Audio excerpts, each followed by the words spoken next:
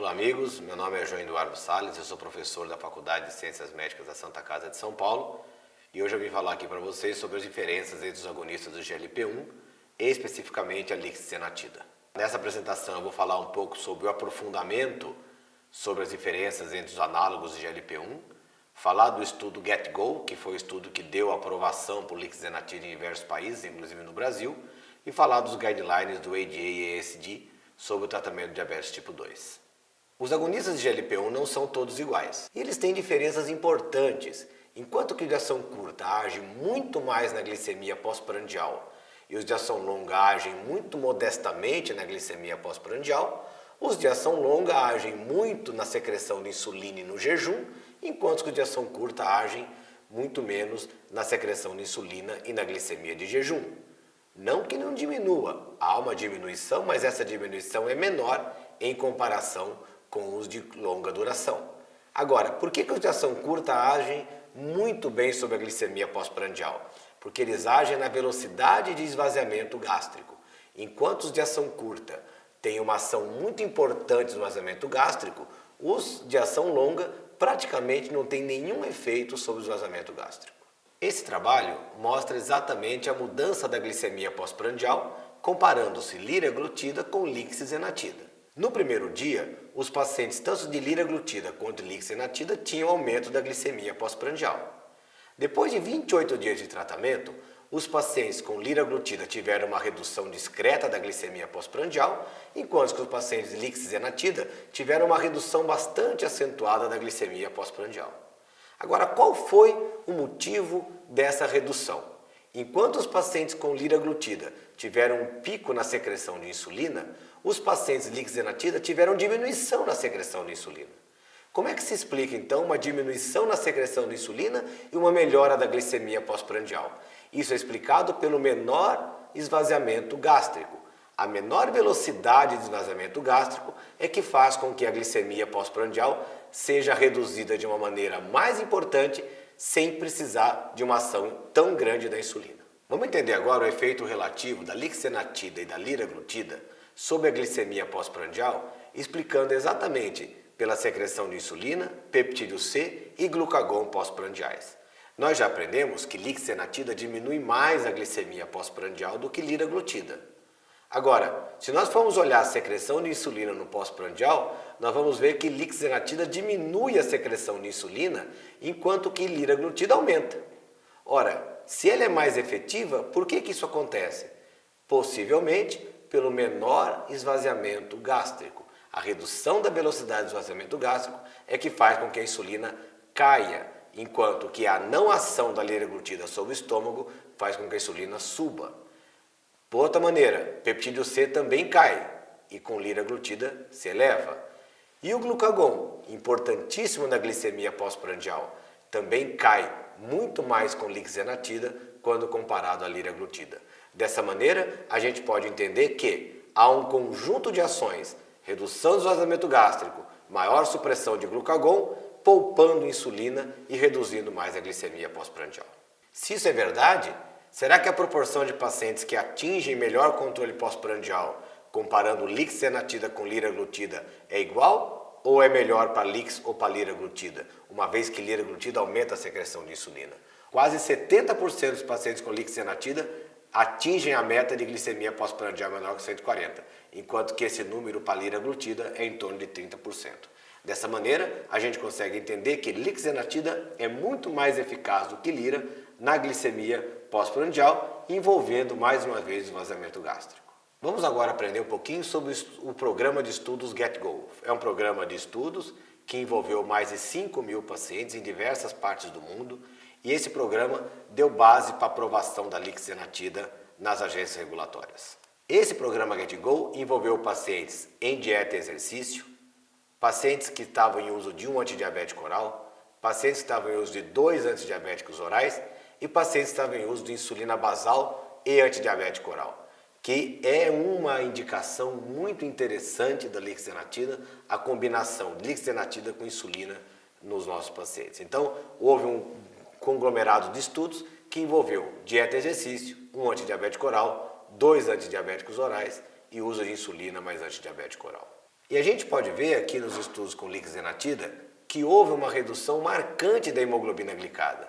A hemoglobina glicada foi reduzida em todos os estudos, mostrando então uma redução em torno de 0,8 a 1 ponto da hemoglobina glicada, que é uma redução bastante expressiva num paciente que precisa atingir a meta em torno de 7. Os senhores lembram que lixzenatida tem uma ação no sistema nervoso central na redução do apetite, e o que a gente pode ver é que realmente houve uma redução do peso nesses pacientes em torno de 3 kg a 3,5 kg. O que eu gostaria de lembrar é que esses estudos não contemplam efetivamente o uso de dieta e o uso de mudança de estilo de vida. É um estudo para diabetes e o paciente não está focado na dieta e na redução do estilo de vida. Possivelmente no nosso consultório esses pacientes vão perder mais peso, porque nós vamos abordar dieta e atividade física com eles. No início dessa apresentação, eu comentei com os senhores que lixzenatida teria uma ação pequena na glicemia de jejum. Mas a gente pode ver que os trabalhos de fase 3 mostraram que há uma redução na glicemia de jejum, e essa redução na glicemia de jejum é também importante, uma redução em torno aí de 18 a 20 mg por decilitro de glicose. Agora, aonde a redução da glicemia é mais predominante é na glicemia pós-prandial, porque isso envolve a melhora do esvaziamento gástrico e isso envolve uma maior supressão de glucagon. Houve uma redução da glicemia pós-prandial em todos os estudos, ao redor de 100 mg por decilitro, sendo que nesse último estudo asiático, a redução da glicemia pós-prandial ocorreu em aproximadamente 145 mg por decilitro. Isso é uma redução extremamente importante e essa redução da glicemia pós-prandial vai gerar uma redução de hemoglobina glicada bastante significativa. Então, o primeiro passo é a gente identificar o paciente que tem glicemia pós-prandial elevada. Esse paciente vai se beneficiar muito do uso da lixzenatida na redução da glicemia pós-prandial. A náusea foi comparado aos estudos já existentes, aproximadamente 20 a 25% dos pacientes tiveram náusea. O importante, essa náusea diminui com o passar do tempo e esse paciente passa depois da 12ª a 16ª semana a não ter tanto problema de náusea em relação ao uso da lixzenatida. Lembro também que a presença de náusea se dá baseado naquilo que o paciente come. Quanto mais gordura, quanto maior for a refeição, maior é a náusea. Agora, se lixzenatida diminui a secreção de insulina, será que lixzenatida causaria hipoglicemia? Se nós formos avaliar com cuidado, a hipoglicemia aconteceu nos estudos que fizeram uso concomitante de sulfa e de insulina basal. Ou seja, o recado é, os pacientes que forem usar lixzenatida deverão ter sua dose de sulfa reduzida e deverão ter sua dose de insulina também reduzida, para que evite-se a presença de hipoglicemia. Agora, em pacientes com metformina, não houve diferença nenhuma de aumento de hipoglicemia quando comparado ao placebo. Ou seja, a secreção de insulina é menor e a glicose dependente nos pacientes lixzenatida. Dessa maneira, eu gostaria de concluir apresentando para os senhores a diretrizes da ADA para o tratamento do diabetes tipo 2. Nós sabemos hoje que devido ao diabetes tipo 2 ser uma doença extremamente polimórfica, existem vários tipos de tratamento. E esses tratamentos devem ser adequados para cada tipo de paciente, ou seja, individualizar o tratamento. E nós podemos ver que, depois da metformina, o análogo de GLP já pode ser combinado, principalmente naqueles pacientes com obesidade. E após o análogo de GLP ser combinado, a terceira linha de combinação já inclui análogo de GLP, ou sulfa, ou a presença de insulina. E futuramente, nós vamos conseguir usar o análogo de GLP junto com a insulina, na mesma aplicação, fazendo com que haja uma melhora importante do paciente do ponto de vista não só da glicemia de jejum, como da hiperglicemia pós-prandial. Dessa maneira, nós conseguimos hoje, com a presença da lixzenatida, com a presença da metformina, com a presença da insulina basal, com a presença de todos os medicamentos para diabetes, tratar esse paciente de uma maneira individualizada e buscar o paciente que tem hiperglicemia pós-prandial e tratar esse paciente adequadamente para que ele tenha melhora da sua hemoglobina glicada e melhora da qualidade de vida. Eu gostaria de encerrar então falando sobre as diretrizes do ADA-ESD, onde houve uma mudança significativa focando a individualização do tratamento. Hoje não é receita de bolo, nós precisamos achar quem é o paciente que responde ao medicamento. E logo após a metformina, na primeira linha de tratamento, nós temos os análogos do GLP-1 e os análogos do GLP-1 para aqueles pacientes que têm obesidade e os análogos do GLP-1 para aqueles pacientes que têm principalmente a hiperglicemia pós-prandial, no caso a lixenatida, deve ser usado logo como segunda opção. Nós vamos aprender com esse algoritmo a entender quem é o paciente que a gente vai entrar com cada medicamento.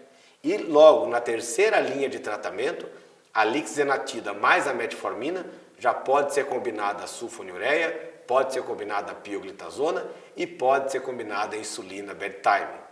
Você entra com lixenatida, o paciente já está com metformina, ele permanece com o jejum muito elevado, um pouquinho de insulina à noite, deve favorecer a melhora da glicemia de jejum, sem ganho de peso, com melhora do controle metabólico. Dessa maneira, nós temos hoje uma quantidade, um arsenal terapêutico muito grande e isso vai favorecer no tratamento do diabetes tipo 2, olhando esse paciente como um todo, individualizando o tratamento. Um abraço a vocês, obrigado.